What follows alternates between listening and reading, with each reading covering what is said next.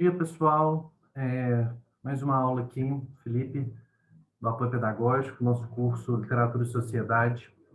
Na aula de hoje a gente vai começar um novo módulo, né, do nosso curso, é o terceiro módulo, o penúltimo, o último que a gente vai ver esse ano, né? O último módulo, que é o do Auerbach, também interessantíssimo, um pensador interessantíssimo, nós vamos deixar para o semestre, para o ano que vem, né? Que a gente vai fazer o intervalinho e aí ano que vem a gente retoma logo na primeira semana e aí a gente termina esse curso sobre literatura e sociedade com as leituras do Auerbach, do Mimesis do Auerbach. E aí nós vamos começar hoje a conversar sobre aquele que é um dos críticos literários mais importantes no Brasil, que é o Antônio Cândido de Melo Souza, né? Muitos de vocês provavelmente já leram textos do Antônio Cândido. Muitos de vocês talvez já tenham lido trechos do Formação da Literatura Brasileira. Talvez vocês o tenham lido nas disciplinas introdutórias à literatura brasileira. Talvez vocês tenham lido alguns ensaios dele, o ensaio dele sobre o Cortiço, ou o ensaio dele sobre a dialética da malandragem no Memórias de um Sargento de Milícias, ou então vocês tenham lido o ensaio dele sobre o Zola, ou então o ensaio sobre direito à literatura. Enfim, muito provavelmente vocês já leram muita coisa, alguma coisa do Cândido, né? Esse curso que nós vamos fazer aqui, eu vou tentar apresentar um pouquinho o Cândido a partir de dois momentos da sua carreira como crítico. E eu queria começar, na verdade, falando um pouquinho para vocês sobre a trajetória dele. Assim. Eu não vou fazer eu não vou fazer aqui uma retomada biográfica do Cândido, mas eu acho que é importante vocês entenderem um pouquinho a trajetória dele. O Cândido nasceu em Minas Gerais, né? O Cândido é de Poços de Caldas, do sul de Minas, mas o Cândido é de uma família meio internacional, então ele passa a infância, parte da infância ele passa na Europa, parte da infância ele passa no Rio, a outra parte em São Paulo, enfim. Ele é um crítico, ele é um sujeito de formação muito cosmopolita, e ele termina, vamos dizer assim, a sua formação universitária na recém-fundada Universidade de São Paulo, né, a USP. O Cândido entra, como se não me engano, para fazer direito, depois envereda, na verdade, para sociologia, e ele acaba se formando em sociologia. E formado em sociologia, ele começa a dar aula de sociologia na USP, como professor assistente do Fernando Azevedo, e começa a sua atividade como crítico literário, né? O Cândido ele começa a sua atividade como crítico literário como uma espécie de renda extra, né? Ele era crítico literário, se não me engano, da Folha da Manhã, que era um jornal da Folha de São Paulo. E aí, no fim da década de 30, ele é um crítico literário que está atuando ali, ele é professor de sociologia e é um crítico literário que escreve no jornal. Ele é um crítico de forte inspiração socialista. No final da década de 30, o Cândido sempre vai acabar sendo associado, vamos dizer assim, a uma crítica de inspiração socialista. E ele pratica aqui, na verdade, uma crítica que ele chama de crítica ideológica. Assim, ele mesmo fala isso, assim, que essa é uma crítica muito voltada ao conteúdo das obras, né? Se o conteúdo das obras se adequa àquilo que a ideologia dele, como crítico, acha pertinente, então a obra é boa, senão a obra é ruim. Ele faz uma crítica ideológica. Isso no final da década de 30. E aí, na verdade, ele mesmo acaba se afastando desse paradigma a partir da tese que ele escreve sobre Silvio Romero. O Cândido escreve em 1945 para participar de um concurso para professor de literatura, um concurso, se não me engano, ele fica em segundo lugar. Ele escreve uma tese sobre o Silvio Romero, né? Que é o cara que escreveu a primeira história da literatura brasileira. E o que acontece é o seguinte, é que quando ele entra em contato com a crítica do Silvio Romero, que também é uma crítica profundamente ideológica, não de inspiração socialista, mas profundamente ideológica, quando o Cândido se depara com o Silvio Romero, ele se depara, na verdade, com os limites algo intransponíveis de uma crítica ideológica. E aí ele parte para uma crítica, ele estabelece como critério uma crítica formal, né? E aí, em 1959, ou seja, 10 anos, mais de 10 anos depois, quase 15 anos depois, o Cândido publica aquela que é, com certeza, a sua obra mais importante, que é a Formação da Literatura Brasileira. Nesse momento, ele já havia migrado da sociologia para a literatura, ele já tinha começado a dar aula propriamente de literatura. É... E a Formação da Literatura Brasileira, como eu vou tentar mostrar nessa aula e na próxima, ele funciona como uma espécie de síntese dessas duas perspectivas anteriores que ele adota. Então, ele não abandona uma crítica sociológica, ele não abandona o fator social da obra, mas ele também vai conjugar esse fator com um aspecto formal, mas ele, ao mesmo tempo, não quer ver a obra simplesmente como forma e esquecer os fatores que a determinam, né? Ou seja, a formação da literatura brasileira é uma obra sintética em relação às tendências que ele mesmo, como crítico, havia manifestado nos anos anteriores, né? Bom, ele publica a formação da literatura brasileira, só que ele publica uma série de outros ensaios também, né? Tem os ensaios de tese e antítese, o Parceiros do Rio Bonito, que é uma tese dele sobre sociologia, o Literatura e Sociedade, Ficção e Confissão, que é sobre o Graciliano Ramos, e uma série de outros títulos assim que reúnem ensaios desse momento, né? Assim, da década de 50 e 60 dele. Eu não contei para vocês aqui, né? Eu coloquei a foto, não contei para vocês. Esse é o Cândido Novinho, e essa é a esposa dele, que é a Gilda de Mello Souza, que também é uma crítica muito importante, é, que era sobrinha do Mário de Andrade. O Cândido tinha uma ligação muito forte com o Mário de Andrade, né? É, Bom, depois disso, depois que ele faz a tese, que ele publica e tal, ele segue, vamos dizer assim, a carreira universitária propriamente, né? Ele é o professor de sociologia da USP desde o final de 1930. Depois ele vai se transformar no professor de literatura na universidade, na Faculdade de Assis, que hoje é parte, se não me engano, da Unesp.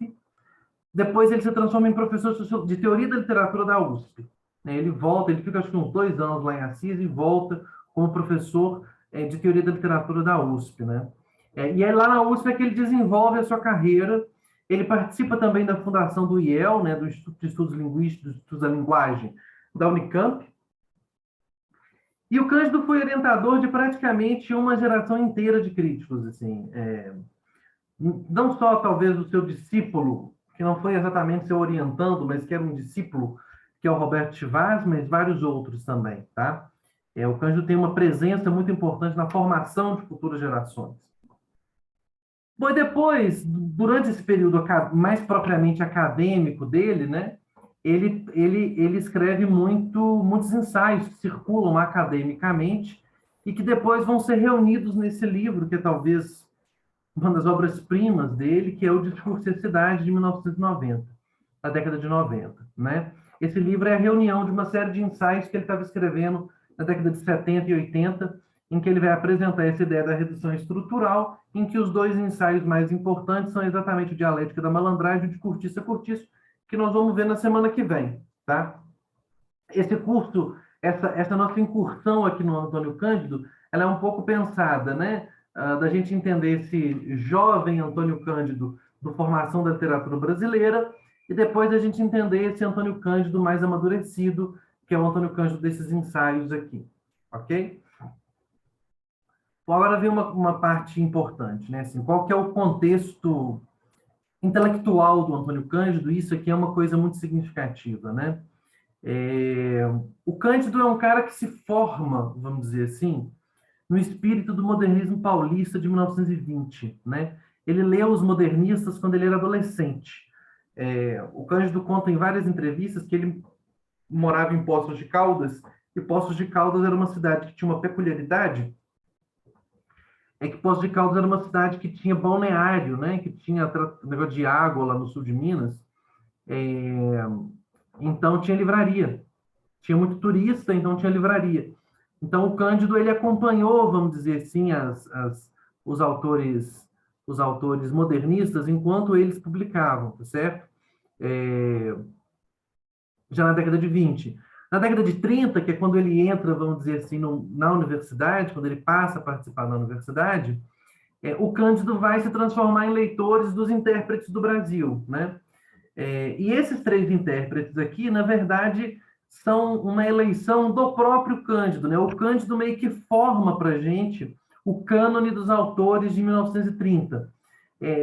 Num prefácio que ele escreve para o Raízes do Brasil, do Sérgio Buarque de Holanda, ele conta isso. Ele fala, olha, esses três autores, o Gilberto Freire, o Sérgio Buarque de Holanda e o Caio Prado Júnior, são os autores que nos ensinaram a pensar sobre o Brasil, que todos nós líamos lá na década de 30 e que nos ensinou a pensar sobre o Brasil, que é exatamente o momento em que ele é universitário.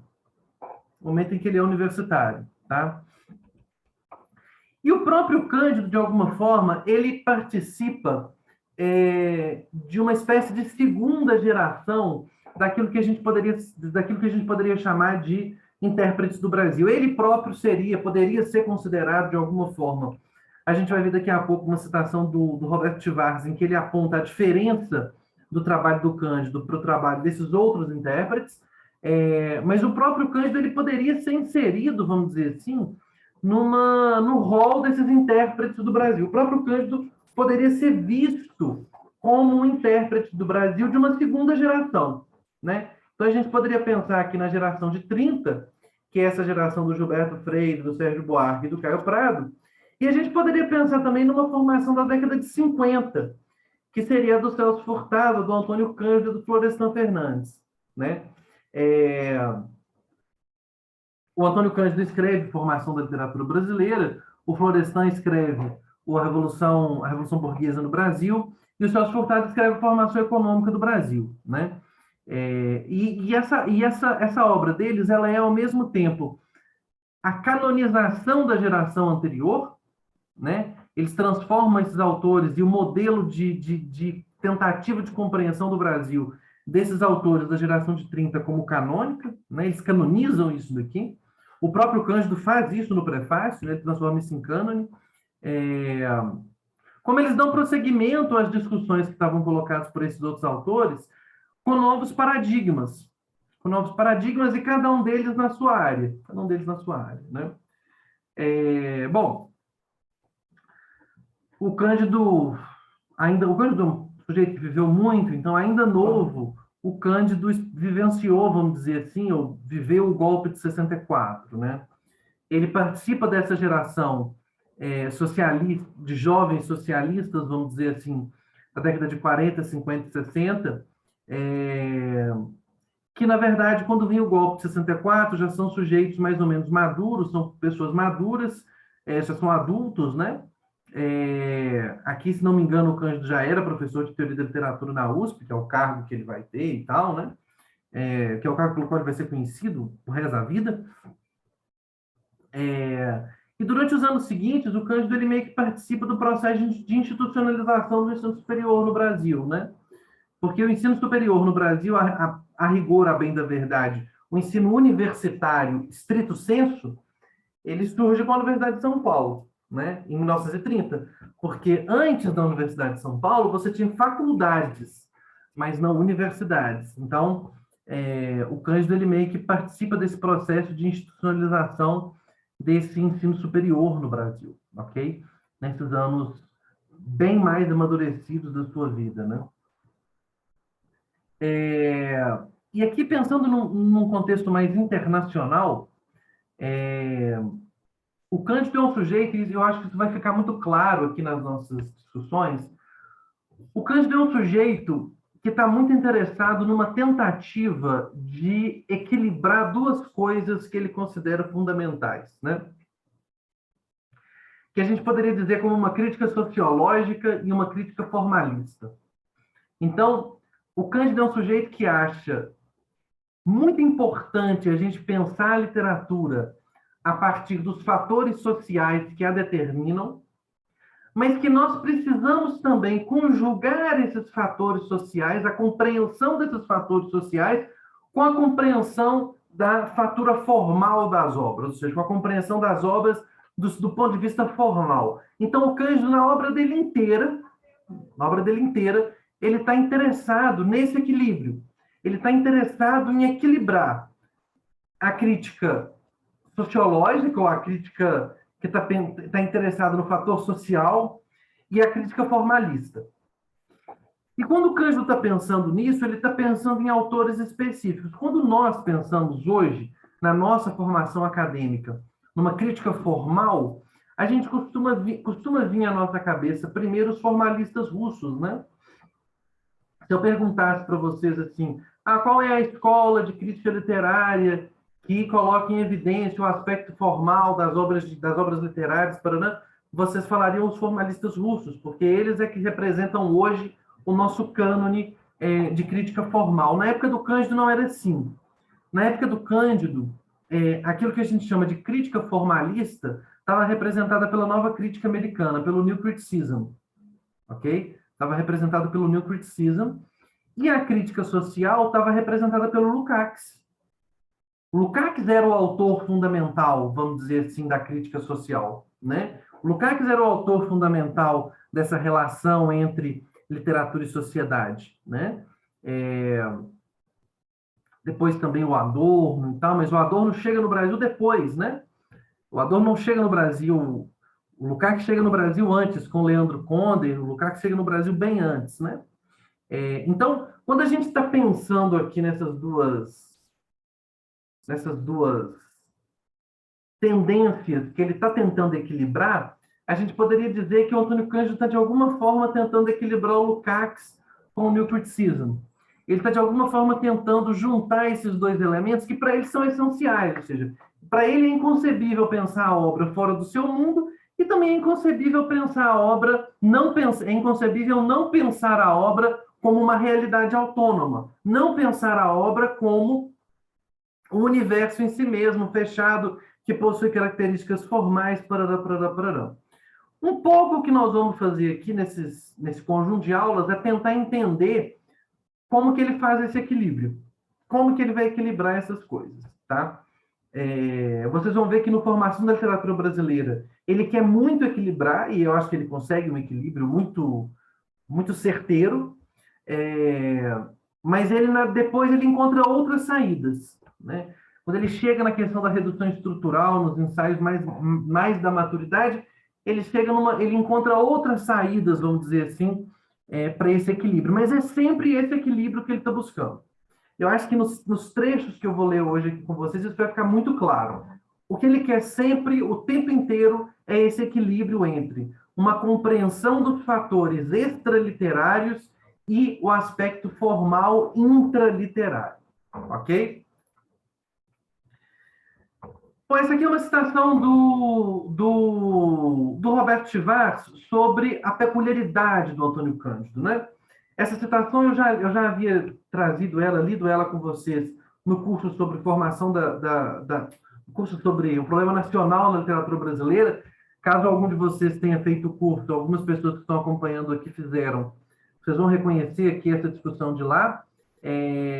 Aliás, o que nós vamos fazer aqui um pouco é aprofundar a discussão do finalzinho daquela primeira aula, em que eu apresentava o argumento geral do Cândido, né? Eu vou apresentar de novo o argumento geral dele e vou aprofundar um pouquinho a forma como ele compreende. Mas antes eu queria trabalhar isso daqui, essa citaçãozinha do Chivas, porque essa citaçãozinha do Chivas, ela coloca em evidência a peculiaridade do Antônio Cândido dentro do seu contexto intelectual.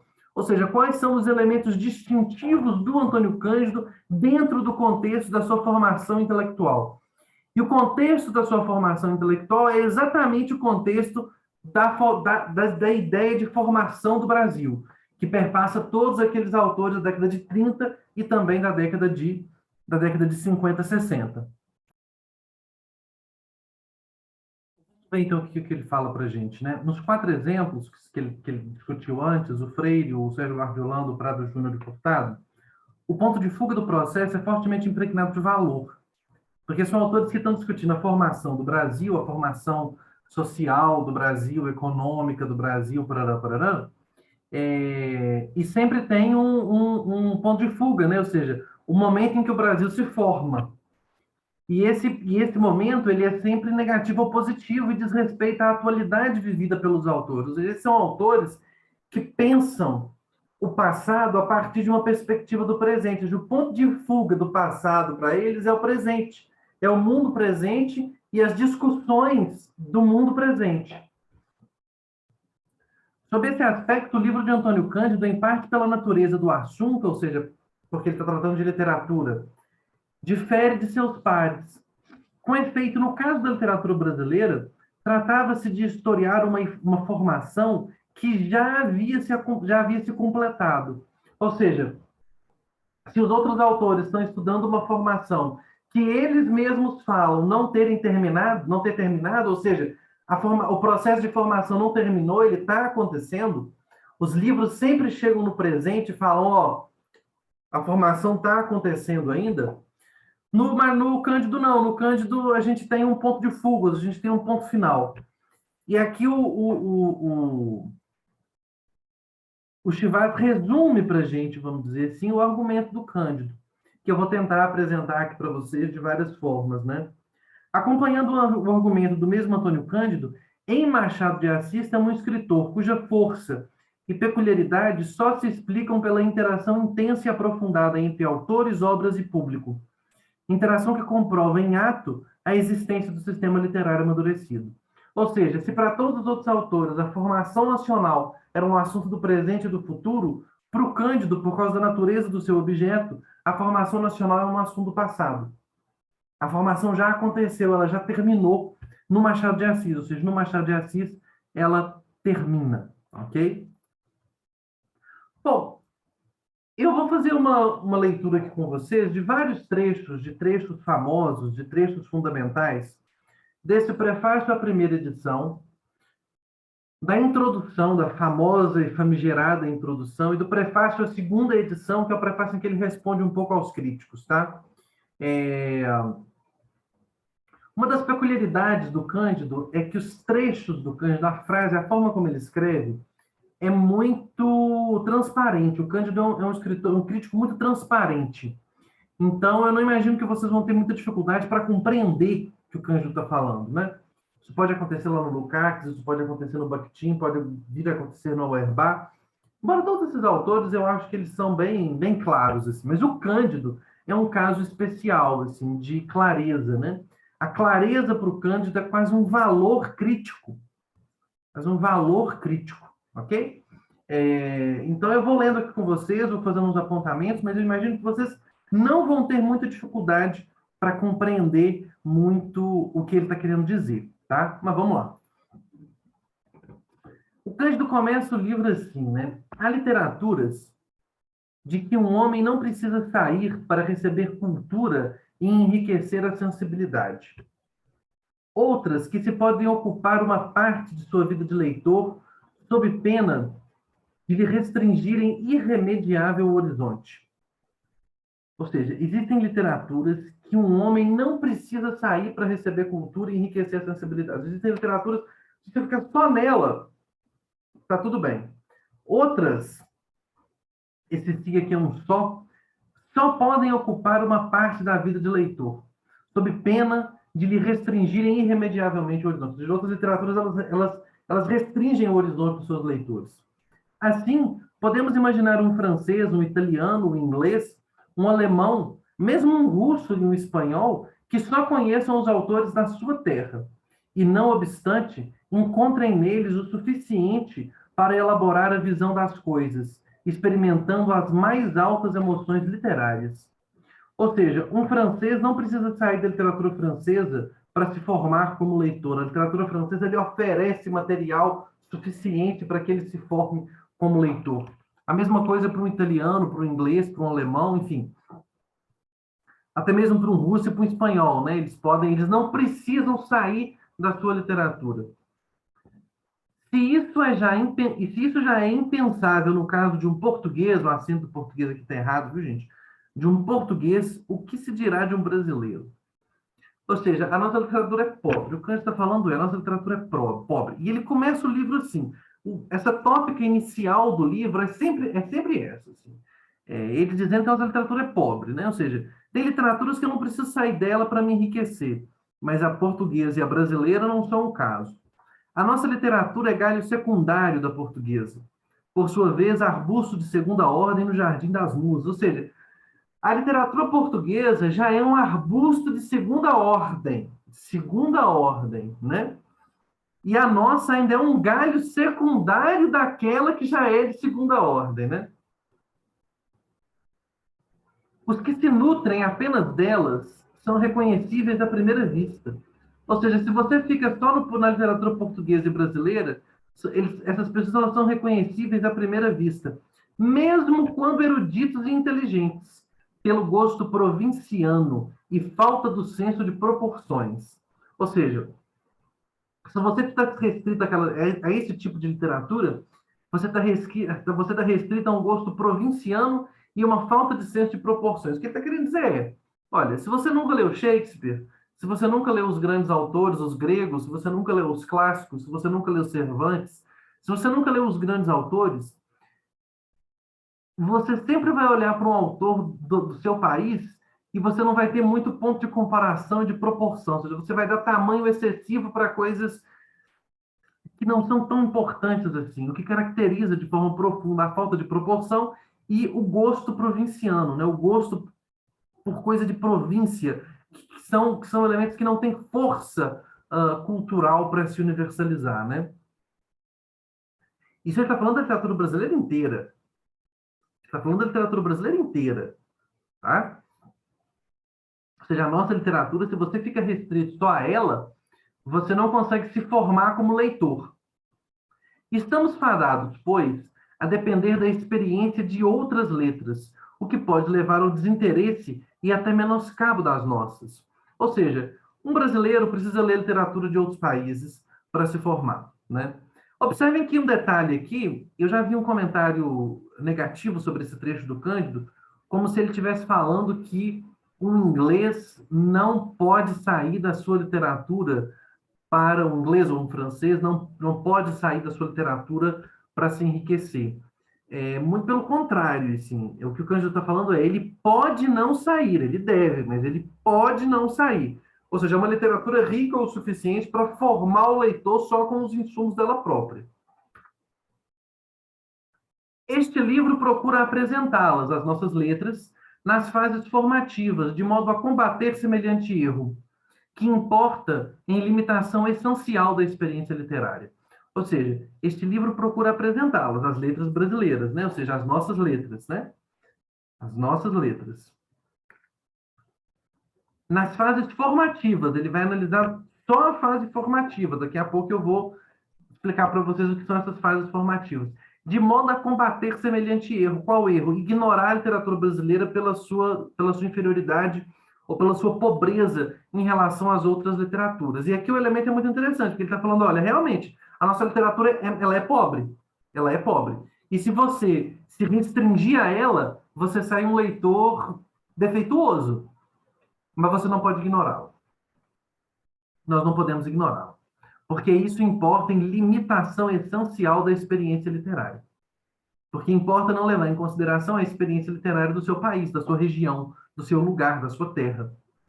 Por isso, embora fiel ao espírito crítico, ou seja, e aqui o aspecto, a fidelidade dele é clara, ele começa o livro falando que a literatura é ruim, né? Ou seja, eu sou fiel ao espírito crítico, é cheio de carinho e apreço por elas, procurando despertar o desejo de pensar nas obras como em algo vivo, indispensável para formar a nossa sensibilidade e visão de mundo.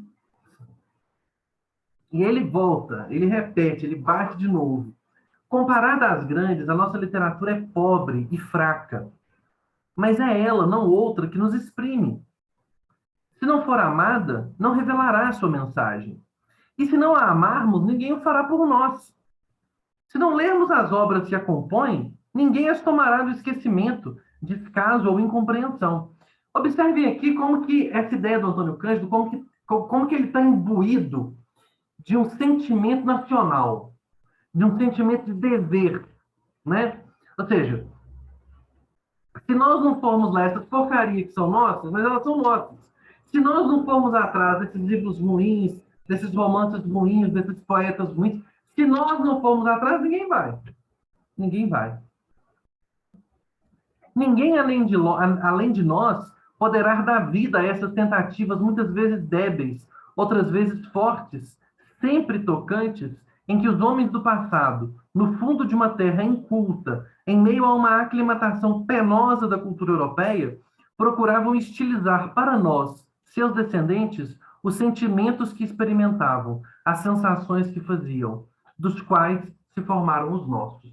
E que é interessantíssimo, aqui a gente já vê um pouco a concepção do próprio Cândido de literatura, né?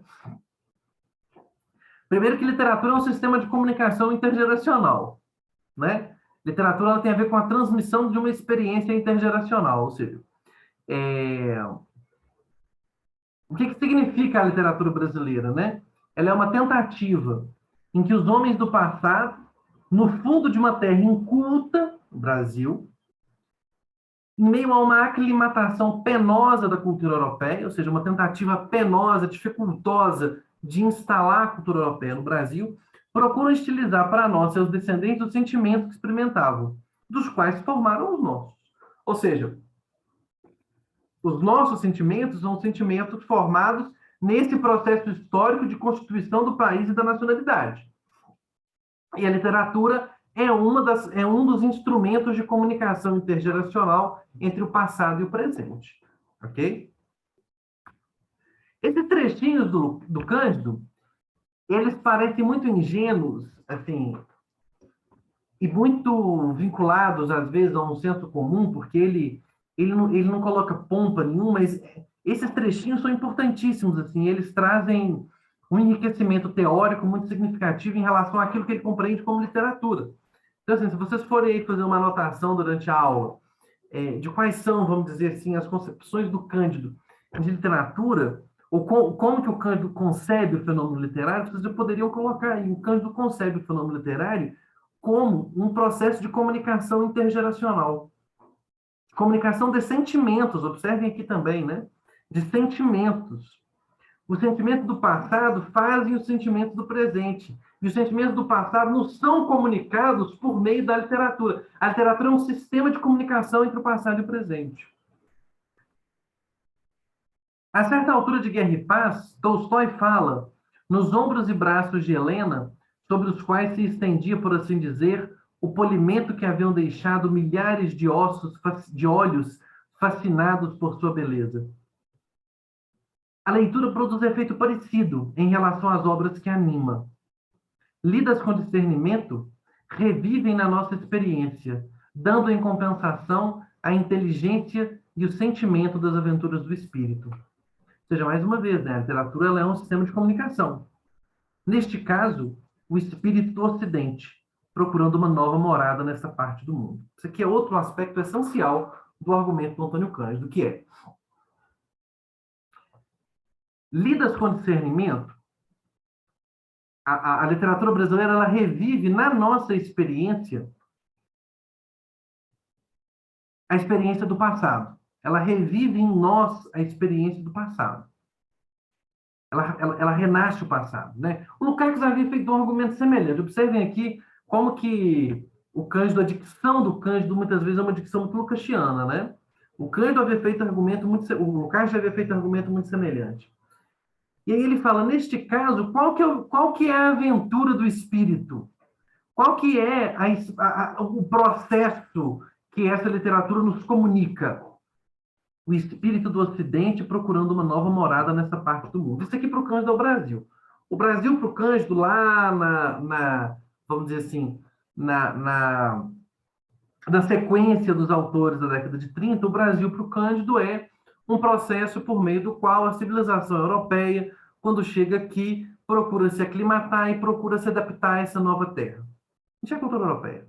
E é essa aventura, é esse processo penoso de aclimatação que a nossa literatura testemunha. Para nós. É esse processo penoso de aclimatação, esse é o teu conteúdo. O conteúdo da nossa literatura. Essa é a sua origem social. É isso que ela faz. Vocês vão ver que, ao mesmo tempo em que ela transmite isso, ela também ela própria, parte do processo de aclimatação. Aliás, no caso brasileiro, parte essencial desse processo de aclimatação. Bom, feito esses apontamentos, vamos discutir um pouquinho agora a introdução, que é o trecho mais polêmico, maior e mais importante, vamos dizer assim, da nossa discussão hoje aqui. Vamos direto, então, para o texto do Cândido. É, essa introdução ela é dividida em 6 partes, assim, né? A primeira, literatura como sistema, depois uma literatura empenhada, depois pressupostos, o terreno e as atitudes críticas, os elementos da compreensão e conceitos. Eu vou passar por todos esses trechos, assim, vou trazer os momentos que eu acho que são mais decisivos e também que merecem mais comentário. Eu indico muito que vocês façam uma leitura completa dessa introdução do Cândido, tá? Digo muito. Bom, então, primeiro ele começa a falar nessa ideia de sistema literário, né? Porque a tese do Cândido, formação da literatura brasileira, acho que todos vocês sabem, mas eu vou repetir aqui para desencargo de consciência. A formação da literatura brasileira é um livro que o Cândido escreve sobre 2 momentos da nossa literatura, sobre o arcadismo e o romantismo. Portanto, não se trata de uma história da literatura no seu sentido tradicional, porque se você abre uma história da literatura, ela começa lá em 1500. Ela começa com o barroco, vamos dizer assim. O Cândido ignora o barroco e ele não vai para frente, né? Ele não há um capítulo no Cândido sobre Machado de Assis. Machado de Assis é o autor referido no texto, mas não trabalhado no texto. Ou seja, poderíamos dizer que o Cândido vai do Cláudio Manuel da Costa até a literatura regionalista do Bernardo Guimarães, o romance urbano do Alencar, vamos dizer assim, tá? Até a poesia do Castro Alves, tá? Ele não chega depois no Machado, ele não vai ao Machado de Assis. E o primeiro conceito importante aqui é o que ele vai chamar de formação e de sistema literário, que é o que determina esse recorte. São esses 2 conceitos que determinam o fato de que ele não vai nem depois e nem antes, que ele escolhe esses 2 momentos. Então vamos tentar entender. Para compreender em que sentido é tomada a palavra formação, do título Formação da Literatura Brasileira, e por que se qualificam de decisivos os momentos estudados, os momentos que estudamos, convém principiar distinguindo manifestações literárias de literatura propriamente dita. Então, esses são os 2 conceitos que ele vai distinguir. Considerada aqui um sistema de obras ligadas por denominadores comuns que permitem reconhecer as notas dominantes de uma fase. Então, o que é literatura para o Cândido? Literatura propriamente dita. Um sistema de obras. Essas obras elas estão ligadas por denominadores comuns, que estão dentro das obras. Esses denominadores eles não são sociais, eles são das obras, que permitem reconhecer as notas dominantes de uma fase. Estes denominadores são, além das características internas, língua, temas e imagens, certos elementos de natureza social e psíquica, embora literariamente organizados, que se manifestam historicamente e fazem da literatura aspecto orgânico de civilização. Ponto. Então ele começa falando que literatura é quando você tem um sistema de obras que estão ligadas por denominadores comuns. Tem 2 tipos de denominadores. Primeiro, as características internas, a língua, os temas e as imagens. Só que você tem também certos elementos de natureza social e psíquica. Só que esses elementos de natureza social e psíquica, eles estão literariamente organizados. Ele não está falando que o que caracteriza essas obras que se juntam para fazer uma fase são aspectos sociais da obra, é a identificação social dos autores ou da representação. Não. É a forma como o mundo social e a vida psíquica estão representadas na obra. Na obra. E esse é um dos elementos mais importantes aqui para o Cândido. Vocês vão ver que é uma fixação dele. É uma fixação dele.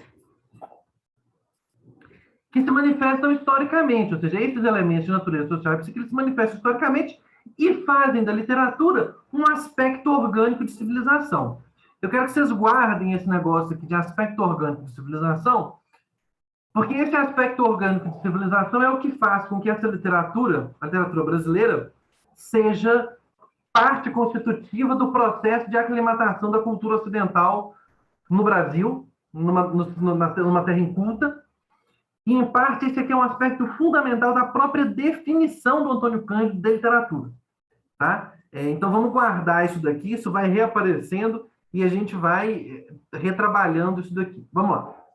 Entre eles se distinguem, ou seja, entre esses denominadores se distinguem a existência de um conjunto de produtores literários, mais ou menos conscientes do seu papel, um conjunto de receptores, formando os diferentes tipos de público sem os quais a obra não vive, um mecanismo transmissor, de modo geral, uma linguagem traduzida em estilos que ligam uns a outros.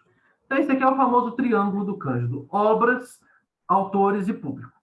Obras, autores e público. Se você não tem obras, autores e público, você não tem isso. Ou seja, se os autores não estão mais ou menos conscientes do seu papel, se os receptores não estão formando tipos de público, e se as obras não estão circulando, não tem literatura. E é exatamente esse aspecto, ou seja, esse aspecto sistemático que distingue as manifestações literárias da literatura propriamente dita.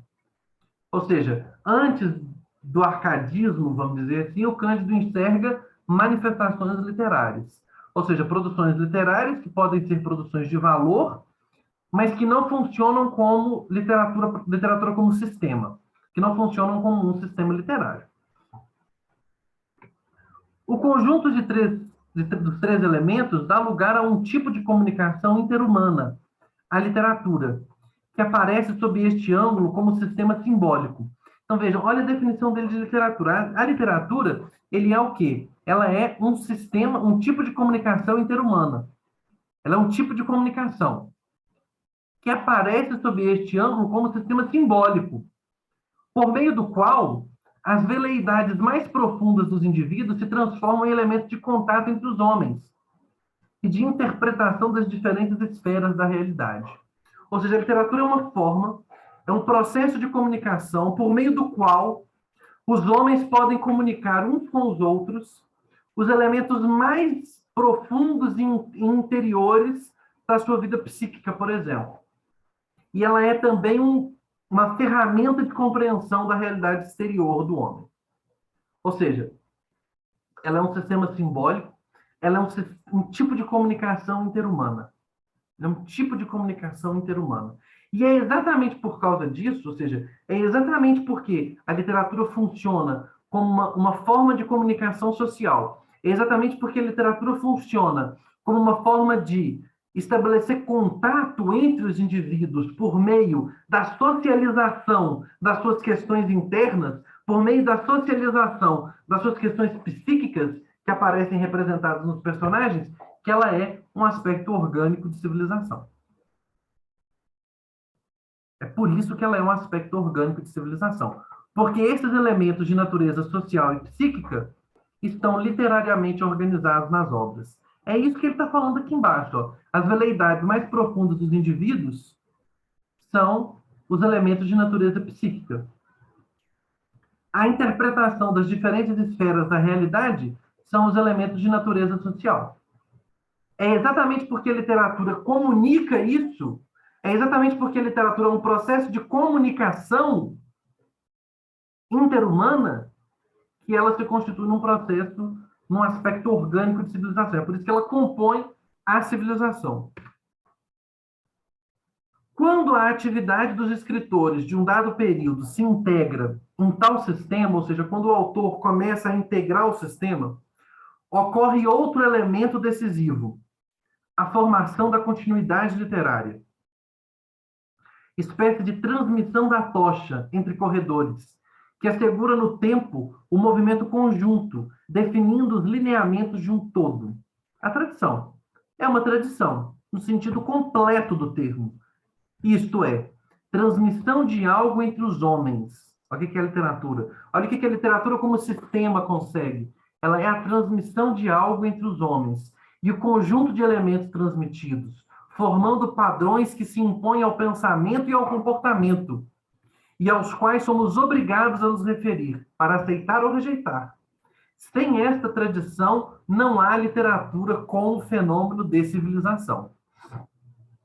Vejam que a distinção dele é muito sutil, porque o autor não está no sistema não significa que ele não tem qualidades literárias. Significa que a literatura não desempenha ainda esse papel que ele está descrevendo aqui e que ela poderia desempenhar.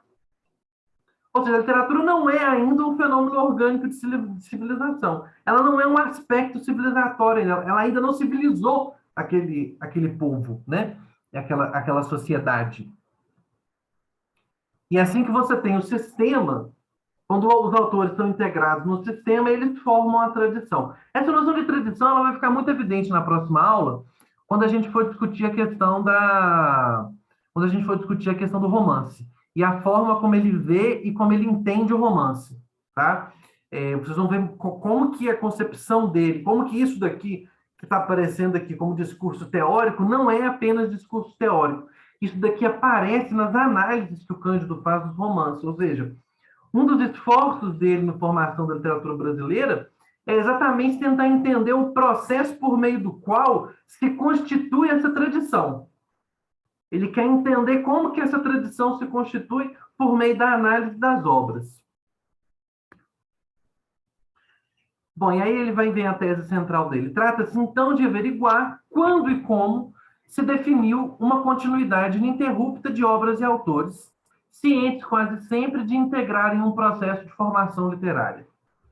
Ou seja, o que ele quer? Averiguar quando e como se definiu uma continuidade ininterrupta de obras e autores. Ou seja, em que momento que a tradição se constitui, cientes quase sempre de integrarem um processo de formação literária.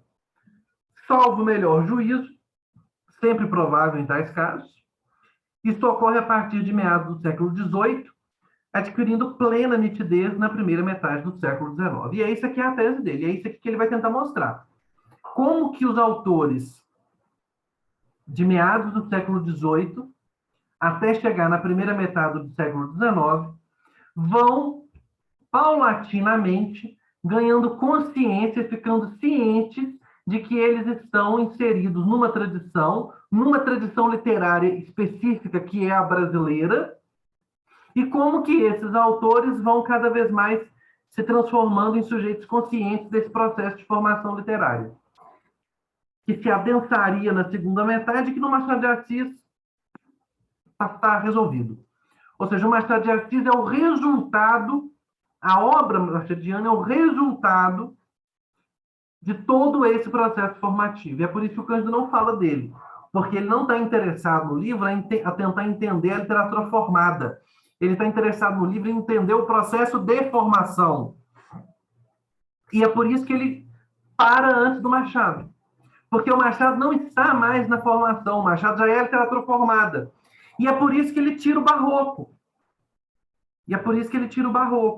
Porque no barroco você não tem essa pretensão. Essa pretensão que vai aparecer no século XVIII não existe no século XVII. É isso que ele está falando. Portanto, você não tem a formação desse sistema coeso. Você tem manifestações literárias que podem ser as mais interessantes possíveis, como a do Gregório de Matos ou do Padre Vieira. O Cândido não está aqui, em momento nenhum, diminuindo o barroco. Em momento nenhum ele está fazendo isso. O que ele está falando é, eu tenho um critério para estudar a história literária brasileira, e no meu critério, o barroco não entra. No meu critério, o barroco não vai entrar. Mais uma vez, nós já conversamos sobre critério na última aula, né?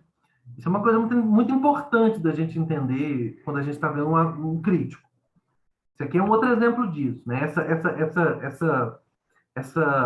Esse sequestro do barroco, como diria o Haroldo de Campos, o Antônio Cândido, é um momento muito polêmico da sua obra, mas responde a um critério crítico que ele se impôs no processo de constituição do seu empreendimento crítico. Quando você vai fazer um trabalho crítico, você estabelece critérios. Esses critérios implicam necessariamente exclusões. Eles implicam necessariamente mediações, exclusões.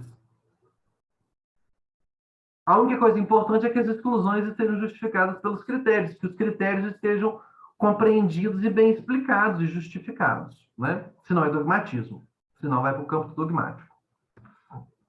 Bom, então, esse aqui é o argumento do Cândido, ó. Os poetas árcades, eles estão circunscritos a ambientes institucionalizados de convivência literária, as academias literárias. Eles oferecem uma chave universal para os temas brasileiros. Então, os árcades são o pessoal que vai tratar os temas brasileiros nacionais como temas universais. usando a mitologia clássica como instrumento de universalização do país. Ou seja, quando o Cláudio Manuel da Costa, o Tomás Antônio Gonzaga estão discutindo as questões da Inconfidência, estão falando sobre a terra brasileira, parará, parará, eles estão discutindo os problemas brasileiros a partir da tradição europeia. Eles estão universalizando os problemas brasileiros, né? Observem que o Cândido lê os Árcades contra a leitura romântica, né? Porque os românticos vão falar, não, os Árcades ignoram o Brasil. O Cândido vai falar, não, não, não, não, não, os Árcades não ignoram o Brasil. Os Árcades, eles tentam interpretar a realidade brasileira a partir do crivo da tradição clássica. Isso vai reaparecer numa citação, acho que mais para frente. Os românticos, eles desenvolvem a noção de literatura brasileira, chamando atenção em chave oposta dos Árcades para nossa particularidade, e não nossa universalidade. Ao invés de tentar se expressar universalmente, eles pretendem afirmar nossas diferenças, né? E é da síntese, né, dessas tendências universalistas e particularistas que acontece a literatura brasileira. E a síntese estaria exatamente no Machado, que não é estudado no livro, uma vez que a sua obra já está no sistema plenamente formado. Ok? Essa é a tese central dele, assim, essa é a tese que ele vai tentar defender, e esses são os aspectos, vamos dizer assim, que ele vai ficar perseguindo o livro inteiro, ou seja, a formação do sistema, a formação da tradição. E é isso que ele vai, se vocês pegarem o livro para ler, eu vou mostrar para vocês um exemplo, né, que é o exemplo do romance, para ficar próximo também das outras discussões que a gente já está fazendo com os outros autores, né? Mas a gente poderia pegar, por exemplo, os Árcades, ou os românticos, ou a poesia romântica, ou qualquer outra sequência que tem ali, porque o livro é composto de uma série de sequências, porque o livro é composto exatamente da tentativa de mostrar como que você constitui uma tradição, porque aí você constitui um sistema. É isso que ele quer mostrar. Ele quer mostrar como que um autor é fraquinho, é ruim, mas isso que ele faz é retomado por um outro autor que faz melhor do que ele já fazia, e assim continuamente. Isso vai ficar muito claro na próxima aula. Essa aula de hoje é uma aula em que eu vou apresentar um pouco os pressupostos dele, né, os aportes teóricos dessa introdução, mas na próxima aula vocês vão ver essas coisas acontecendo no texto do Cândido. Bom, depois ele vem outro trecho muito polêmico, que chama Uma Literatura Empenhada. Vamos lá. Ele fala que ele vai estudar a literatura brasileira de uma perspectiva nacional. Ou seja, que a perspectiva que ele escolhe é uma perspectiva nacional. E aí ele fala, este ponto de vista é quase imposto pelo caráter da nossa literatura, sobretudo nos momentos estudados. Ou seja, não é ele que escolhe ser um crítico que pensa o aspecto nacional. O aspecto nacional está na própria obra, está no desenvolvimento da nossa literatura. E é por isso que ele adota essa postura. Sobretudo no arcadismo e no romantismo, que são os momentos que ele estuda. Se atentarmos bem, veremos que poucas têm sido tão conscientes da sua função histórica. Poucas literaturas, poucas literaturas nacionais têm sido tão conscientes da sua função histórica, em sentido amplo.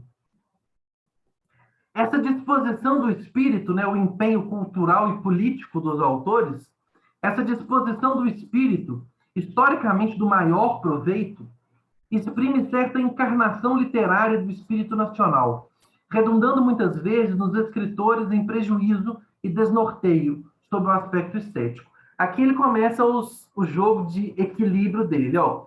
Olha como que essa frase tem um jogo de equilíbrio incrível. Essa disposição do espírito, ou seja, o empenho cultural e político dos autores, o fato de que os autores estão conscientes de que eles participam de um processo de formação nacional, não necessariamente, às vezes, de um processo de formação nacional literária, né? Às vezes eles estão participando de um processo político de formação nacional. Ele fala que essa disposição ela é historicamente do maior proveito. E ela exprime uma encarnação literária do espírito, um elemento distintivo da nossa literatura. Mas isso redunda em prejuízo e desnorteio sobre o aspecto estético. Ou seja, Olha como que ele equilibra as duas questões, né? Historicamente, isso é do maior proveito, mas sob o aspecto estético, isso é desnorteio e prejuízo. Como não há literatura sem fuga do real e tentativas de transcendê-lo pela imaginação, os escritores se sentiram frequentemente tolhidos no voo. Por quê? Porque eles estão muito interessados em participar do processo histórico real de constituição do país. Porque o aspecto nacional não é do crítico, o aspecto nacional é dos escritores. Prejudicados no exercício da fantasia pelo peso do sentimento de missão, de construtores de nação, de demiurgos do Brasil, que acarretava a obrigação tácita de descrever a realidade imediata ou exprimir determinados sentimentos de alcance geral. Ou seja, de exprimir sentimentos característicos do povo e do país. Porque eles são muito conscientes do seu aspecto nacional. E vejam como que o Cândido olha, isso é de um mau proveito, mas isso é muito negativo do ponto de vista estético. Do ponto de vista estético, isso pode ser um erro, um equívoco. Por outro lado, e ele continua, e o texto dele, isso aqui é uma coisa interessantíssima, o texto dele, como eu disse para vocês, é uma tentativa de conciliar esses dois pontos de vista, que ele vai o tempo inteiro de um lado, mas também tem outro, e aí volta para cá e depois vai para lá, e o texto é sempre uma tentativa de sintetizar essas duas perspectivas, né? Por outro lado, favoreceu a expressão de um conteúdo humano bem significativo dos estados de espírito de uma sociedade que se estruturava em bases modernas, o Brasil. Aliás, o nacionalismo não pode ser condenado ou louvado em abstrato, pois é fruto de condições históricas.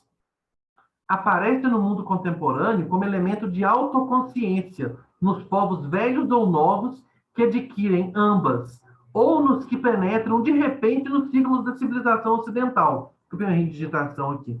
Esposando as suas formas de organização política. Ou seja, o nacionalismo, o nacional, é uma parte fundamental da organização política do mundo ocidental, num determinado estágio do seu desenvolvimento. O aspecto nacional é parte fundamental de um determinado estágio do desenvolvimento político-social do mundo ocidental.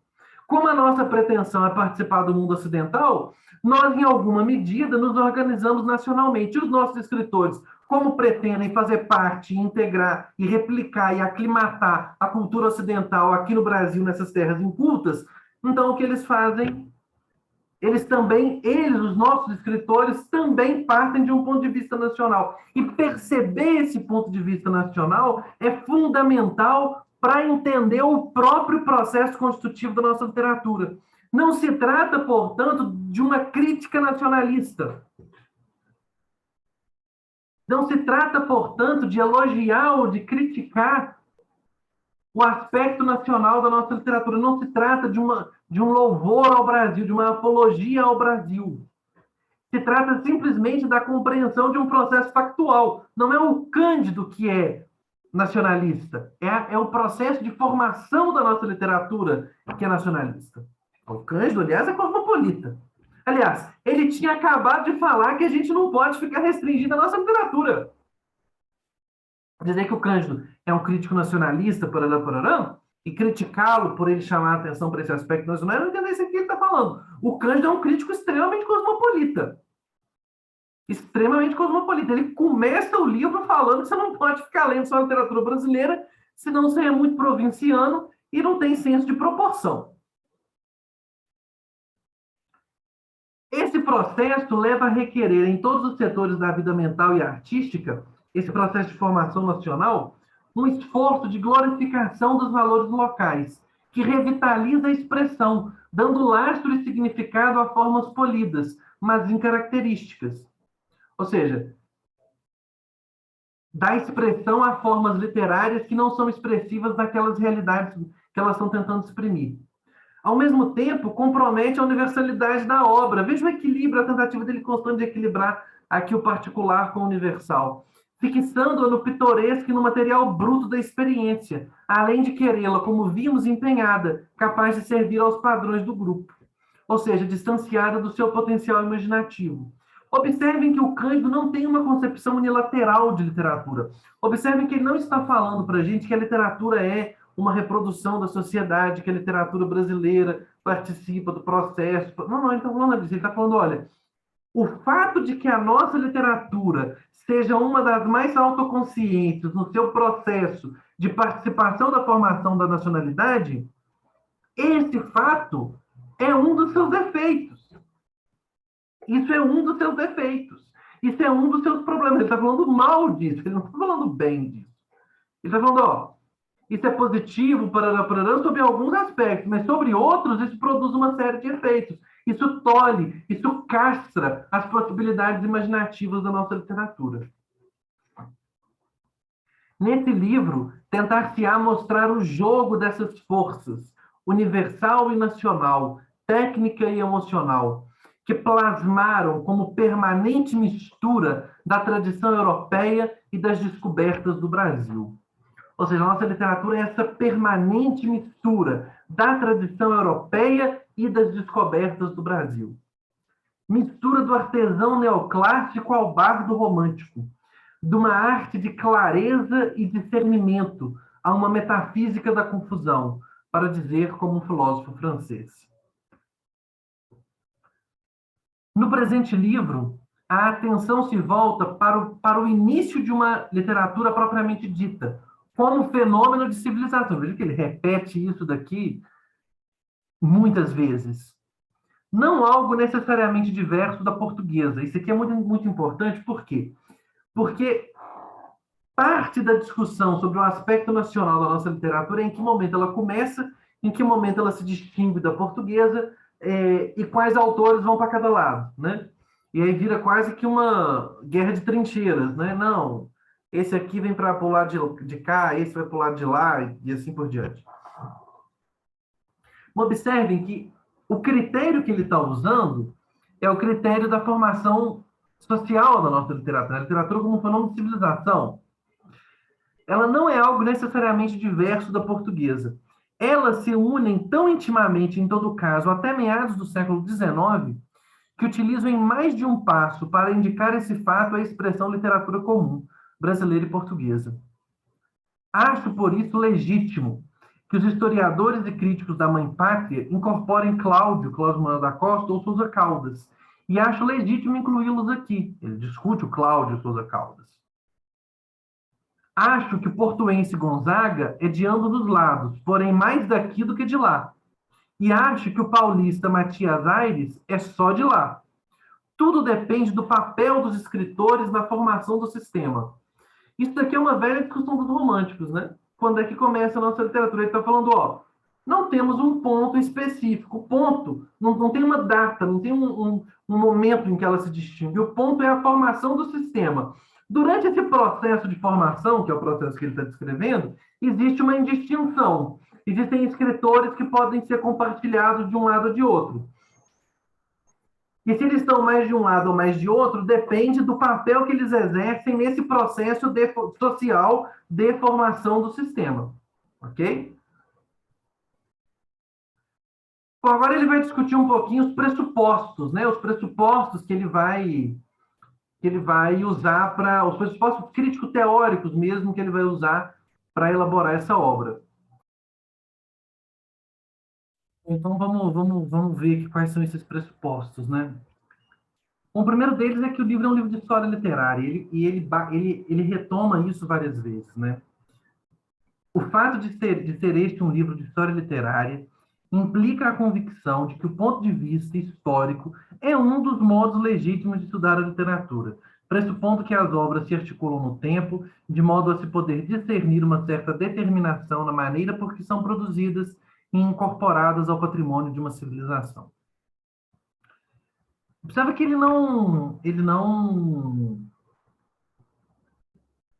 disse que esse é o único modo possível de estudar, olha, implica na convicção de que o ponto de vista histórico é um dos modos legítimos. Tem outros modos que são legítimos, esse é um deles.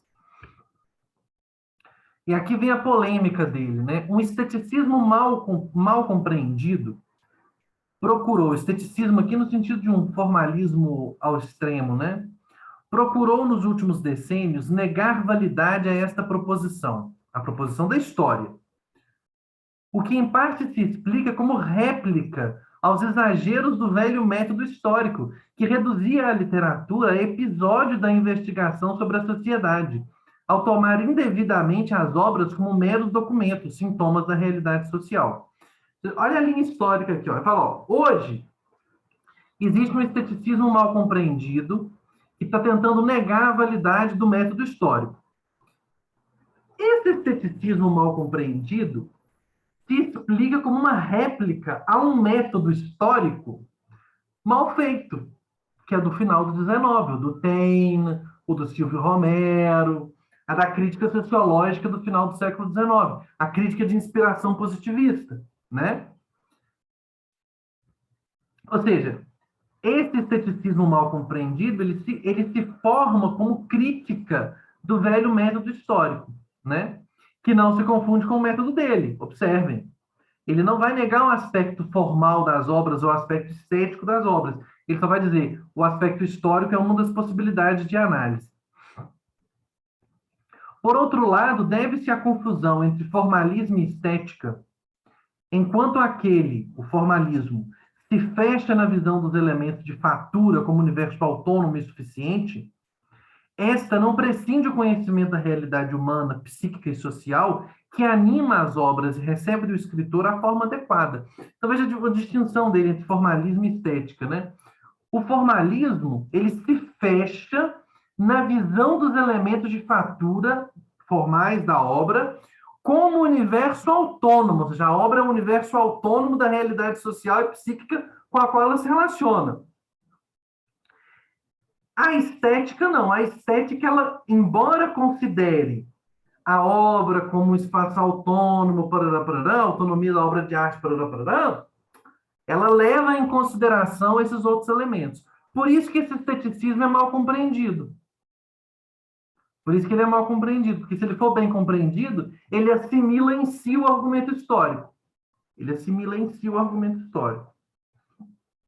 Observem que, mais uma vez, mesmo quando ele entra na polêmica, ele tenta sempre equilibrar esses pontos, né? Assim, encontrar um ponto de equilíbrio para o argumento histórico e para o argumento formal. Deste modo, sendo um livro de história, mas sobretudo de literatura, este procura apreender o fenômeno literário da maneira mais significativa e completa possível, não só averiguando o sentido de um contexto cultural, mas procurando estudar cada autor na sua integridade estética. Ou seja, esse é um livro de história, mas sobretudo de literatura. É um livro de história da literatura. E a literatura é um fenômeno específico cuja história precisa se submeter às suas características específicas. Ou seja, ele quer entender os autores do ponto de vista estético, das qualidades estéticas que esses autores trazem, que esses autores colocam para o desenvolvimento literário. A tentativa de focalizar simultaneamente a obra como realidade própria, ou seja, seus aspectos formais, e o contexto como sistema de obras, parecerá ambiciosa a alguns, dada a força com que se arraigou o preconceito do divórcio entre história e estética, forma e conteúdo, erudição e gosto, objetividade e apreciação. Uma crítica equilibrada não pode, todavia, aceitar estas falsas incompatibilidades. Uma crítica equilibrada, ela precisa equilibrar esses elementos. Ela precisa equilibrar o subjetivo e o objetivo. Ela precisa equilibrar o histórico e o estético. Ela precisa equilibrar a compreensão da obra como resultado de um mundo social e como elemento de representação de um mundo social, e a obra como uma realidade autônoma desse mundo social que se constitui a partir de uma legalidade própria. Procurando, ao contrário, mostrar que são partes de uma explicação tanto quanto possível total, que é o ideal do crítico, embora nunca atingido em virtude das limitações individuais e metodológicas.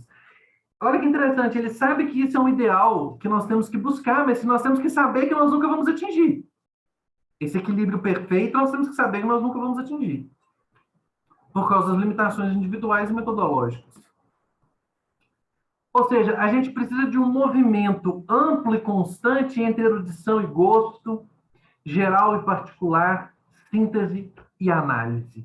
Ou seja, a gente precisa equilibrar essas coisas todas.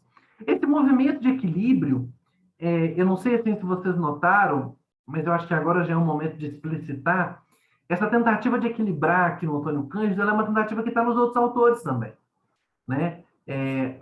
A compreensão bakhtiniana da obra, do aspecto verbal comum às obras, né? Ou seja, do aspecto verbal das obras e a tentativa dele de relacionar esse aspecto verbal com o aspecto social das obras, é uma tentativa dele de equilibrar isso daqui.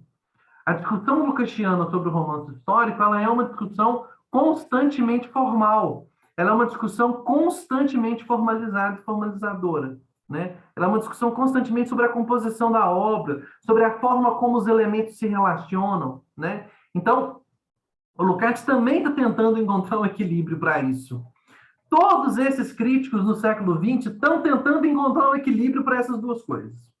Tá? E assim, a gente poderia fazer uma segunda, uma terceira versão desse curso com outros autores, e no fundo, o que a gente está apresentando são respostas diferentes para uma tentativa de equilibrar uma compreensão histórico-social das obras e uma compreensão estética formal das obras.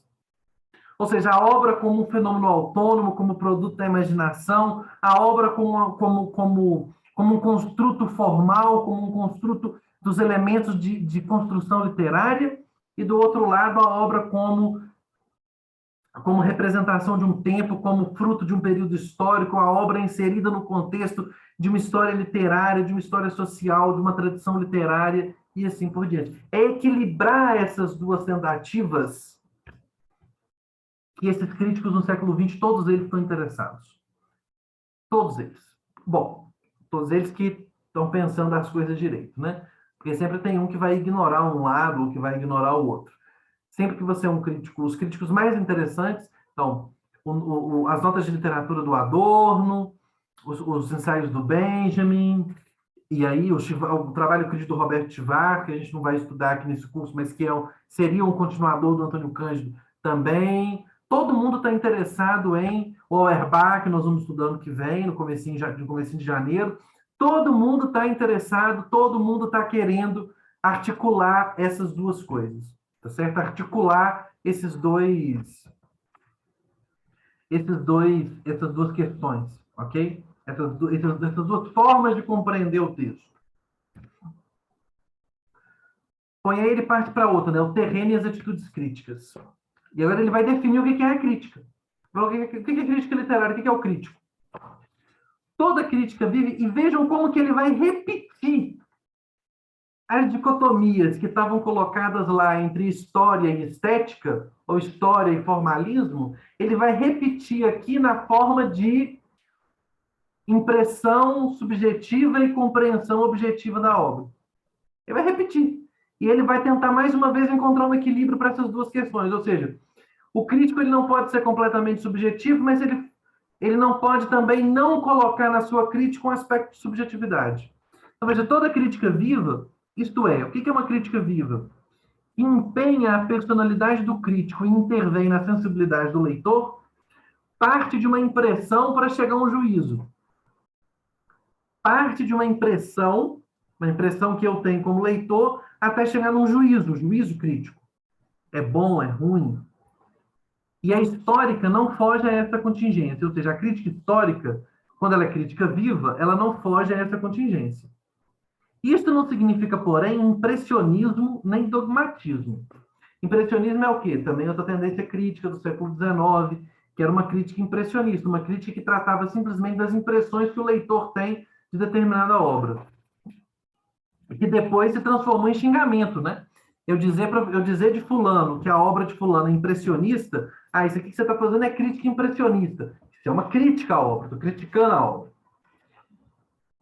Pois entre as duas pontas se interpõe algo que constitui a seara própria do crítico, dando validade ao seu esforço e seriedade ao seu propósito, o trabalho construtivo de pesquisa, informação e exegese. Então, entre o juízo puro, entre o dogmatismo de obras que são assim, por exemplo, exemplo do dogmatismo.